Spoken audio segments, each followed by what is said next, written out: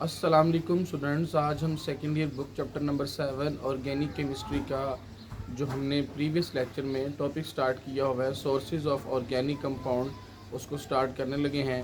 तो दो जो है वो सोर्सेज हमने पढ़ लिए हैं, एक हमने पढ़ा है कोल और दूसरा हमने पढ़ा है नेचुरल गैस। तो आज हम जो उसका तीसरा पढ़ेंगे विच इज़ कॉल्ड पेट्रोलियम।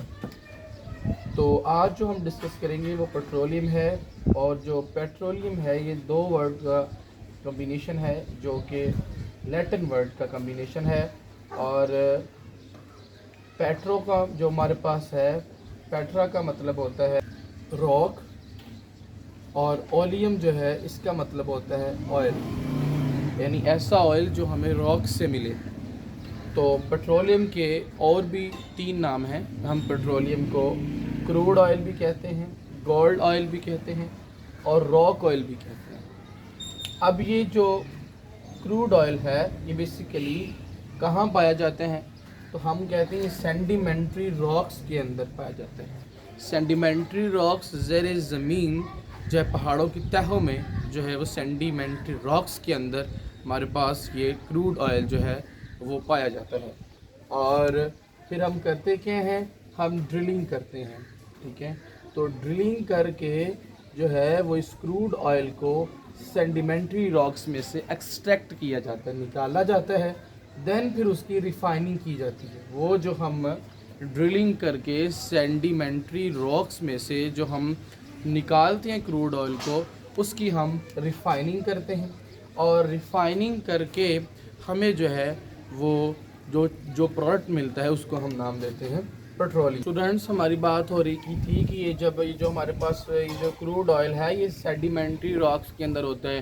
तो जब सेडिमेंट्री रॉक्स के अंदर क्रूड ऑयल के साथ यहाँ पे क्या होता है कि काफ़ी हद तक डस्ट होता है, और इसके साथ हमारे पास कुछ वाटर कंटेंट होता है, और इसमें जो है कुछ अर्थली इम्प्योरिटीज़ भी होती हैं, जैसे हाइड्रोजन सल्फाइड, सल्फर वगैरह अदर केमिकल्स भी होते हैं, ठीक है। तो जब क्या किया जाता है, ड्रिलिंग की जाती है क्रूड ऑयल की इस सेडिमेंट्री रॉक्स के अंदर से, तो उसके साथ हमें ये डस्ट और ये वाटर कंटेंट या डिफरेंट इम्प्योरिटीज़ भी मिलती हैं। तो क्या किए जाते हैं, जब इसको ड्रिलिंग करके इस क्रूड ऑयल को सेडिमेंट्री रॉक्स से निकाला जाता है, सेडिमेंट्री रॉक्स में से निकालने के बाद जो है इनकी रिफाइनिंग करना ज़रूरी होती है। फिर इनकी रिफाइनिंग और सफाई की जाती है। उसके बाद फिर हमें एक ग्रीनिश जो है वो लिक्विड मिलता है, ठीक है। वो जो ग्रीनिश हमारे पास लिक्विड होता है उसको हम नाम देते हैं पेट्रोलियम, ठीक। उसको फिर हम नाम देंगे पेट्रोलियम। और स्टूडेंट्स, आपने एक बात याद रखनी है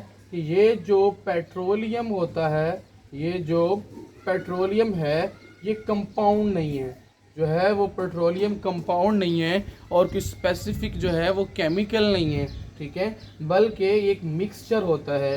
एक्चुअली ये एक मिक्सचर है एक्चुअली, और इसके अंदर कार्बन 1 टू कार्बन 40 तक जो है ये इसमें डिफरेंट केमिकल्स होते हैं। और ये जो कार्बन 1 से कार्बन तक 40 तक ये जो डिफरेंट केमिकल्स शामिल होते हैं, ये बेसिकली ज़्यादातर मैक्सिमम जो है वो इनमें अल्केन्स होते हैं, और समहाउ इनमें अल्कीन्स भी होती हैं। ऐसा नहीं है कि यहाँ पे आपको एल्डिहाइड्स या फिर कीटोन्स जो है इसके अंदर मिलेंगे, बल्कि इसके अंदर ज़्यादातर जो केमिकल्स हैं कार्बन 1 टू कार्बन 14 वो हमारे पास जो हैं वो अल्केन की जो है वो फॉर्म के अंदर प्रेजेंट होते हैं, एग्जिस्ट करते हैं। ये जो पेट्रोलियम हमने कहा मिक्सचर है कार्बन 1 टू कार्बन 14 केमिकल्स का। अब इसमें से हमने फ्रैक्शन को सेपरेट करना है। तो फ्रैक्शन को सेपरेट करने के लिए हम एक जो है वो टावर यूज़ करेंगे, जिस टावर का नाम है हमारे पास जो है वो फ्रैक्शन डिस्टिलेशन कॉलिंग या फ्रैक्शनल डिस्टिलेशन टावर। इसको यूज़ करते हुए हम इस मिक्सचर में से डिफरेंट जो है वो फ्रैक्शंस को सेपरेट आउट करेंगे, ठीक। तो अब हम क्या करते हैं, आपने वैसे इसको मैट्रिक लेवल के ऊपर भी पढ़ा हुआ है, तो मैं इसको थोड़ा सा आपको इसका प्रिंसिपल समझा देता हूँ।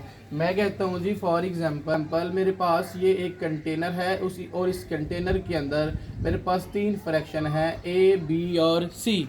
मैं चाहता हूँ इस ए, बी, सी फ्रैक्शन को सेपरेट करूँ। सपोज करें ए का जो मेरे पास बॉइलिंग पॉइंट होता है वो होता है जी 50, और जो बी है उसका जो बॉइलिंग पॉइंट है जी वो होता है जी 150, और जो मेरे पास सी कंपोनेंट है जी जो सी फ्रैक्शन है उसका जो बॉइलिंग पॉइंट है वो होता है 300। तो मैं चाहता हूँ कि इस कंटेनर से इन तीनों फ्रैक्शंस को सेपरेट करूँ। तो सेपरेट कैसे होंगी, क्या इधर अगर आप बात करें ना पहले तो जो है वो ए, हमने कहा कि इसका जो बॉइलिंग पॉइंट है वो 50 होता है। तो याद रख लें जिसका बॉइलिंग पॉइंट कम होता है, ठीक है, वो लो डेंस होता है। जिसका बॉइलिंग पॉइंट कम होता है वो लो डेंस होता है। तो यहाँ पे ए जो है इसका ये लो डेंस होगा क्योंकि इसका बॉइलिंग पॉइंट कम है। और उसके बाद फिर बी, उसके बाद फिर आता है हमारे पास सी। तो सी का जो है वो बॉइलिंग जो हमारे पास बॉइलिंग पॉइंट है वो 300 है। इसका मतलब ये हाई डेंस है, इसका मतलब ये हाई डेंस है। तो पता ये चला कि जिसका बॉइलिंग पॉइंट ज़्यादा होते हैं उसकी डेंसिटी ज़्यादा होती है। यहाँ पे सी का बॉइलिंग पॉइंट ज़्यादा है तो इसकी डेंसिटी ज़्यादा है, और अगर ए का बॉइलिंग पॉइंट कम है तो इसकी डेंसिटी कम है। तो on the basis of density and boiling point हम इन चीज़ों को, इन तीनों कंपोनेंट्स को सेपरेट किए। तो जब हम on the basis of density और बॉइलिंग पॉइंट चीज़ों को सेपरेट करते हैं तो इसको बच्चे हम नाम देते हैं फ्रैक्शनल डिस्टिलेशन। जब हम on the basis of boiling point और on the basis of density हम चीज़ों को सेपरेट करते हैं, अलहदा करते हैं, तो इस प्रोसेस को ये किस प्रोसेस के थ्रू करते हैं उसको हम नाम देते हैं fractional distillation. Fractional distillation. Next जो है, अब हमारे पास ये टावर है, ठीक है, इस ये हमारे पास एक लॉन्ग सिलेंड्रिकल रॉड है, ठीक है। इसमें क्या है कि नीचे साइड के ऊपर हमारे पास एक कॉइल लगी हुई है। इस कॉइल का हमारे पास क्या काम है, इस कॉइल के अंदर हम फ्यूल को हीट करते हैं, ठीक। तो क्या ये हमारे पास जो लॉन्ग सिलेंड्रिकल ट्यूब, अगेन मैं रिपीट करने लगा हूँ, ये जो हमारे पास टावर है, इस टावर के अंदर एक लॉन्ग सिलेंड्रिकल ट्यूब है, ठीक। इस लॉन्ग सिलेंड्रिकल के पैंदे में, बॉटम में एक कॉइल लगी हुई है हमारे पास। इस कॉइल का जो है वो काम है फ्यूल को हीट करना, ठीक है। तो जो ये बेसिकली फ्यूल को हीट करती है। कौन से फ्यूल को, वो फ्यूल जो हमने सेडिमेंट्री रॉक्स के अंदर से ड्रिल करके निकाला हुआ जो फ्यूल है, जिसकी रिफाइनिंग की है, साफ सुथराई करने के बाद जो हमें एक लिक्विड मिला था पेट्रोलियम, उसको हमने इस कॉइल के अंदर डालना है। ये कॉइल क्या करेगी, उसको फिर हीट करेगी, और जब कॉइल उसको हीट करेगी तो फिर इस मिक्सचर में से, जिसके अंदर 1 कार्बन टू 14 कार्बन तक डिफरेंट केमिकल्स हैं, उसकी फ्रैक्शंस को हम क्या करेंगे, सेपरेट करेंगे। अगर जो है वो यहाँ पे हम जो टेम्परेचर है वो अंडर 20 रखेंगे, यहाँ पे अगर हम टेम्परेचर जो है सपोज करें अगर हम 20 से कम रखते हैं, तो जब यहाँ पे टेम्परेचर 20 से कम रखेंगे तो यहाँ से इस कॉइल में जो पेट्रोलियम को आप हीट करेंगे तो टेम्परेचर क्या रखना आपने, 20 से कम। तो यहाँ से कुछ वेपर्स निकलेंगे, ठीक। वो जो वेपर्स होंगे उनके अंदर कार्बन 1 टू कार्बन 4 यानी मीथेन, ईथेन, प्रोपेन, ब्यूटेन जो है वो ब्यूटेन जो है वो शामिल होंगे, ठीक। अब इन वेपर्स को, क्योंकि ये वेपर्स में क्यों कार्बन 1 टू कार्बन होंगे, क्योंकि आपने टेम्परेचर 20 से कम रखा है, और ये चारों जो के पास हमारे पास हैं ये इनका बॉइलिंग पॉइंट भी कम है और इनकी डेंसिटी भी कम है, ठीक। क्यों कम है, मैंने पहले बता दिया कि जिनका बॉइलिंग पॉइंट कम होता है, ठीक, वो लो डेंस होते हैं। इसका मतलब कि उनकी डेंसिटी कम होती है, ठीक है। सो जिनकी डेंसिटी कम होती है वो ऊपर की तरफ मूव करते हैं, जिनकी डेंसिटी कम होती है वो ऊपर की तरफ मूव करते हैं। अब जो आपके पास लॉन्ग सिलेंड्रिकल रॉड है, इस तो स्टूडेंट्स मैंने आपको यहाँ पे कुछ कवर्ड एरिया दिखाया है इस लॉन्ग सिलेंड्रिकल ट्यूब के अंदर। तो ये जो कवर्ड एरिया है इसको हम नाम देते हैं केज का, और इसके अंदर में एक इनसाइड व्यू दिखाया है। इस इनसाइड व्यू के अंदर कुछ डिस्क लगी हैं, ये जो हैं ये सारी ये डिस्क हैं, ठीक है, इन्हें हम डिस्क कहते हैं। और इस डिस्क के अंदर कुछ जो हैं वो स्मॉल होल्स हैं, रबड़ के जो हैं वो बने हुए जो हैं वो यहाँ पे आपके पास होल्स होते हैं, रबड़ के बने हुए होल्स हैं। अब होता क्या है, जैसे ही आपने क्रूड ऑयल यानी क्रूड ऑयल को जब सेडिमेंट रॉक्स के निकाल के आपने रिफ़ाइन किया, रिफ़ाइन करने के बाद जो आपके पास लिक्विड पेट्रोलियम मिला, जब उसको आपने इस कॉइल के अंदर डाला, तो कॉइल के अंदर डालने के बाद आपने इसको हीट किया। तो जब आप हीट 20 टेम्परेचर से कम रखेंगे, यानी जब टेम्परेचर आप अंडर 20 रखेंगे तो यहाँ से कुछ वेपर्स निकलेंगे। अब उन वेपर के अंदर पहले भी मैंने बता दिया कि यहाँ पे कार्बन 1 से लेकर कार्बन 4 तक, कार्बन 1 से लेकर कार्बन 4 तक इसके अंदर मीथेन, ईथेन, प्रोपेन, ब्यूटेन जो हैं वो शामिल होंगे। अब ये जो वेपर्स होते हैं इनका बॉइलिंग पॉइंट कम है, इसीलिए ये 20 से पहले बॉयल हो गए हैं। अब ये एक इनका बॉइलिंग पॉइंट कम है और ऊपर की तरफ जाएंगे। याद रखना क्यों ऊपर की तरफ जाएंगे, क्योंकि जब मैंने पहले बता दिया है कि जब बॉइलिंग पॉइंट कम होता है तो क्या होता है कि वो चीज़ लेस डेंस होती है। तो ये वेपर्स का चूँकि बॉइलिंग पॉइंट कम है और इस वजह से ये आपके पास जो हैं वो लेस डेंस हैं। लेस डेंस का मतलब ये है कि इनकी डेंसिटी ये है जो हमारे पास है वो कम है। और याद रखने जितनी डेंसिटी कम होती है उतने जो वेपर्स हैं वो ऊपर की तरफ जाते हैं, वेपर्स जो हैं वो ऊपर की तरफ मूव करना होगा। अब ये जो हैं वेपर्स क्या करेंगे, ऊपर की तरफ मूव करेंगे और ये जो मैंने कहा था यहाँ पर रबड़ होल्स होते हैं, ये बेसिकली इनको रास्ता देंगे, पैसेज दे जो है वो गुजारने का रास्ता देंगे। अब ये यहाँ से मूव करते हुए गुजरते हुए जो हैं वो अपने टॉप चैम्बर यहाँ पे चले जाएंगे। अब यहाँ पे क्या होगा, ये क्यों बेसिकली इतने ये जो है सारे सबसे अपर चैम्बर में चले गए हैं, क्योंकि इनका जो है वो बॉइलिंग पॉइंट कम है और अंडर 20 जो है ये क्या हो गए हैं, बॉयल हो गए हैं। जैसे ही वेपर जो हैं वो यहाँ पहुँचेंगे तो यहाँ शक्कर लगा होगा, तो शक्कर क्या करेगा, इन वेपर्स को सक करेगा और सक करने के बाद इन्हें जो है वो बाहर की तरफ वो खींचेगा, ठीक है। और जब इसको बाहर तरफ खींचेगा तो इसमें जो है वो कार्बन 1 से लेकर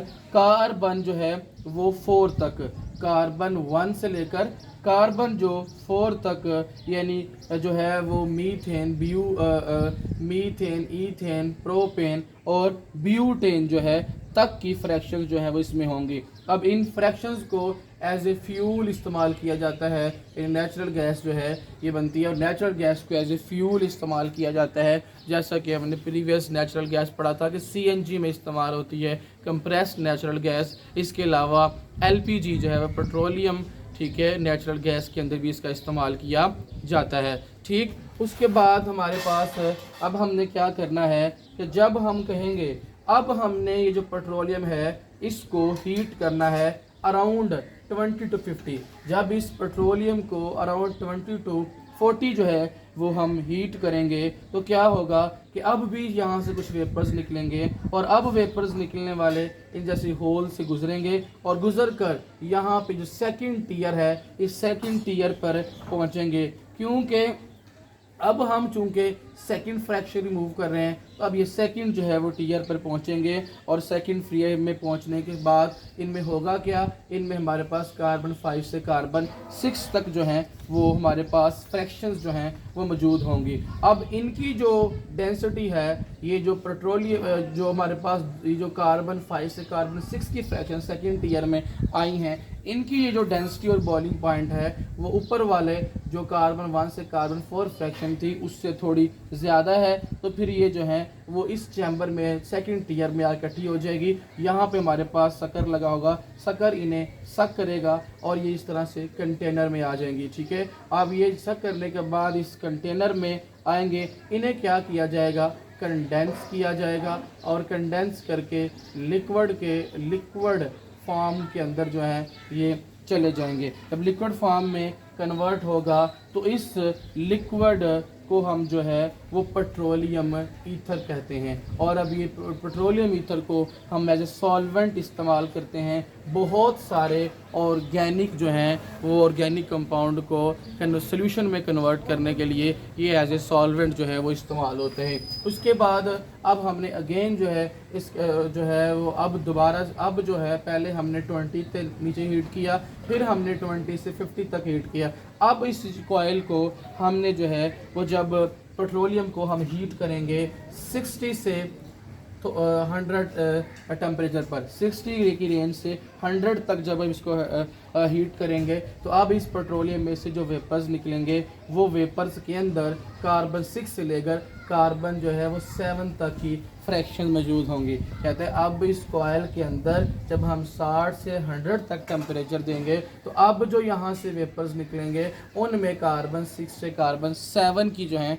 वो हमारे पास फ्रैक्शंस मौजूद होंगी। ठीक है, और उन्हें अब ये क्या करेंगे, यहाँ से मूव करते करते ये थर्ड टीयर के अंदर आएंगे और जिसका नाम है ये बेसिकली थर्ड टीयर में हम इन्हें कलेक्ट कर लेंगे, सक कर लेंगे और ये हमारे पास लिग्रेन है और नेफ्ता है। इनको इस थर्ड टीयर के अंदर क्या कर लिया जाएगा, कलेक्ट कर लेंगे। मुझे याद रखना है कि जैसे जैसे हम नीचे आ रहे हैं वैसे वैसे फ्रैक्शंस जो हैं वो हैवी होती जाएंगी और जो है वो नीचे इकट्ठी होती जाएंगी। जैसे जैसे ऊपर जाएंगे फ्रैक्शंस हैवी होती जाएंगी और नीचे की तरफ जो हैं ये इकट्ठी होती जाएंगी और जब लाइट होंगी तो फिर वो ऊपर की तरफ जाती जाएंगी। ये देखिए ना, जो लाइट थे वो ऊपर हैं और जैसे जैसे हम नीचे आ रहे हैं हमारी जो फ्रैक्शंस हैं वो हैवी होती जा रही हैं। तो हम फिर बॉइलिंग पॉइंट और डेंसिटी के जो है वो बुनियाद के ऊपर हम यहाँ पे इन पेट्रोलियम फ्रैक्शंस को सेपरेट कर रहे हैं। ये बच्चे याद रखना है कि यहाँ पे जो हमने की है, जो हम फर्दर करेंगे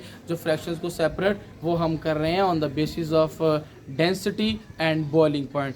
डेंसिटी और बॉइलिंग पॉइंट की बुनियाद के ऊपर हम इस पेट्रोलियम की फ्रैक्शंस को जो है वो डिफरेंट टेम्परेचर के ऊपर सेपरेट जो हैं वो कर रहे हैं। अब बच्चे नेक्स्ट कहता है कि जब आप इस पेट्रोलियम को अराउंड जो है वो 40 से 220 तक जो है वो सेल्सियस टेम्परेचर के ऊपर जब आप इसे हीट करेंगे तो हीट करने से क्या होगा कि इसमें जो आपके पास कार्बन 4 से कार्बन 13 की जो फ्रैक्शंस होती हैं, ठीक है, वो इस ये जो है वो इस नीचे वाला जो टीयर है यहाँ पे आके हम इन्हें जो है वो सक कर लेंगे और इसे जो है वो हम कंटेनर के अंदर से कलेक्ट कर लेंगे। ठीक है, और इसमें जो मोस्टली ये जो गैसोलीन जो हमारे पास है यहाँ से हमें एक इम्पोर्टेंट कंपाउंड मिलता है जिसका नाम गैसोलीन है और इसमें मोस्टली हमारे पास कार्बन 3 से कार्बन जो है वो हमारे पास कार्बन 3 से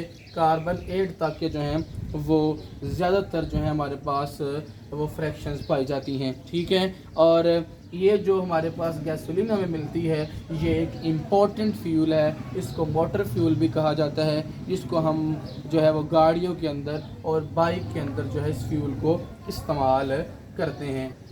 नेक्स्ट बच्चे कहता है कि जब हम ये हमारे पास नेक्स्ट फ्रैक्शन हमारे पास केरोसिन ऑयल है, जब इसको हम कहता है कि पेट्रोलियम को 175 से 325 तक इसको जब हम हीट करते हैं तो हमें केरोसिन ऑयल मिलता है। ये भी इसके अंदर जो कार्बन 8 से लेकर कार्बन 14 तक की फ्रैक्शन मौजूद होती हैं और केरोसिन ऑयल इतना फेमस ऑयल नहीं है, जस्ट इसको हम हीटिंग फ्यूल में इस्तेमाल करते हैं किसी भी चीज़ को बर्न करने के लिए, किसी भी चीज़ को इग्नाइट करने के लिए जो है वो हम इसको इस्तेमाल करते हैं। उसके बाद हमारे पास नेक्स्ट जो है जब हम इस पेट्रोलियम को हीट करते हैं, ठीक है, ये जो इस पेट्रोलियम को जब हम अब नेक्स्ट हीट करेंगे, ठीक है, 275 यहाँ पे जो है वो 275, जब 275 तक के टेम्परेचर 275 सेल्सियस के टेम्परेचर से ज़्यादा जब इस पेट्रोलियम को हीट करेंगे